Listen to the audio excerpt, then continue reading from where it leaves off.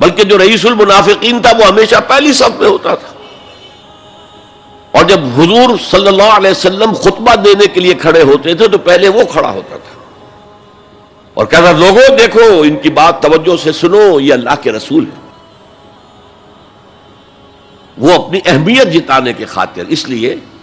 کہ یہ جو اوس اور خزرج کے دو قبیلے تھے، ان میں اوس کا قبیلہ چھوٹا تھا، خزرج کا بڑا تھا، اور اس کا سردار یہ تھا سب سے بڑا، اور اس کے لیے طے ہو چکا تھا، مدینے والے اس ضرورت کو محسوس کر رہے تھے کہ یہاں 5 قبیلے آباد ہیں، اور 2 تو قدیم عرب کے ہیں جو یمن سے آ کر آباد ہوئے، اوس اور خزرج، اور 3 عرب سے باہر سے آئے ہوئے ہیں یہودی قبائل، بنو قینقاع، بنو نذیر یا نزیر اور بنو قریظہ۔ اب 5 قبیلوں کا ایک شہر ہے،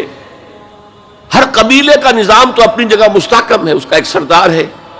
اور اس کی بات قبیلے والوں کو ماننی ہے، لیکن ان 5 کے درمیان معاملات جو ہیں، کوئی آربیٹریٹر ہونا چاہیے، کوئی ایک ایسا ہونا چاہیے شخص کہ جس کی بات وہ 5 سنیں اور مانیں۔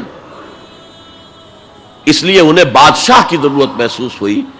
کہ کسی کو ہم اپنا بادشاہ بنا لیں، اور قرۂ فال بنام من دیوانہ زدند عبداللہ ابن ابی، اس کے بارے میں طے ہو گیا یہ ہمارا بادشاہ ہوگا، اس کے لیے تاج تیار ہو گیا سونے کا، تاج پوشی باقی تھی کہ حضور تشریف لے آئے بے تاج بادشاہ کی حیثیت سے، اس کے سارے خواب بکھر گئے، لہذا منافق اول بھی وہ اور رئیس المنافقین بھی وہ۔ ایمان تو وہ بھی لے آیا، اگرچہ لایا ذرا لیٹ غزوہ بدر کے بعد، لیکن یہ ہے کہ وہ ایمان لایا تھا اسی انداز کا کہ ابھی دیکھیں گے، ہوا دیکھو، ہوا کا رخ دیکھو، تیل دیکھو، تیل کی دھار دیکھو، کوئی حالت ایسی ہو جائے کہ پھر یہ معاملہ تلپٹ کر دیا جائے۔ تو یہاں کہا جا رہا ہے وَإِن تُطِيعُوا اللَّهَ وَرَسُولَهُ لَا يَلِدْكُم مِّنْ أَعْمَالِكُمْ شَيْئًا، جبکہ منافق کا کوئی عمل بھی قبول نہیں۔ لیکن یہاں فرمایا گیا کہ اگر تم اللہ اور اس کے رسول کی اطاعت کرتے رہو گے تو اللہ تعالیٰ تمہارے اعمال کے اجر و ثواب میں کوئی کمی نہیں کرے گا۔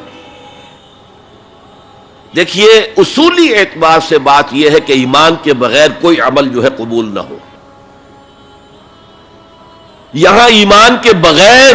نیکیوں کے اعمال کے قبولیت کا اعلان کیا جا رہا ہے، گویا کہ یہ ایک خاص رعایت ہے،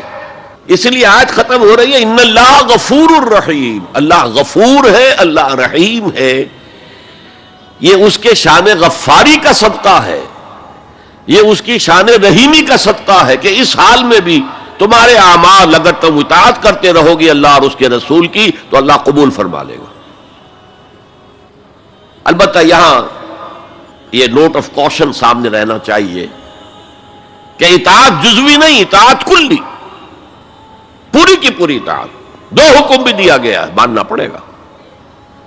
جزوی اطاعت اطاعت نہیں ہے، partial obedience is no obedience. اس لیے کہ اگر آپ نے ایک حکم قبول کر لیا، ایک نہیں کیا، تو جو نہیں کیا کیوں نہیں کیا کہ وہ آپ کے نفس کو پسند نہیں، جو قبول کیا وہ کیوں کیا کہ نفس نے الاؤ کر دیا آپ کو کہ ٹھیک ہے کر لو، کوئی حرج نہیں۔ دونوں حالتوں میں ویٹو تو نفس کے ہاتھ میں ہے، لہذا partial obedience is no obedience at all. چنانچہ اس پر جو وعید آئی ہے سورہ بقرہ کی آیت نمبر 85 میں، افتؤمنون ببعض الکتاب وتکفرون ببعض، تو کیا تم ہماری کتاب اور شریعت کے ایک حصے کو مانتے اور ایک کو نہیں مانتے؟ فما جزاء من يفعل ذلك منکم، تو جو کوئی بھی تم میں سے یہ روش اختیار کرے گا اس کی کوئی سزا نہیں ہے الا خزي فی الحیات الدنیا، سوائے اس کے کہ دنیا کی زندگی میں ذلیل اور خوار کر دیے جائیں۔ وَيَوْمَ الْقِيَامَةِ يُرَدُّونَ إِلَىٰ أَشَدِّ الْعَذَابِ، اور قیامت کے دن شدید ترین عذاب میں جھونک دیے جائیں۔ وَاللَّهُ بِغَافِلٍ عَمَّا تَعْمَلُونَ، اور جو کچھ تم کر رہے ہو اللہ اس سے غافل نہیں ہے۔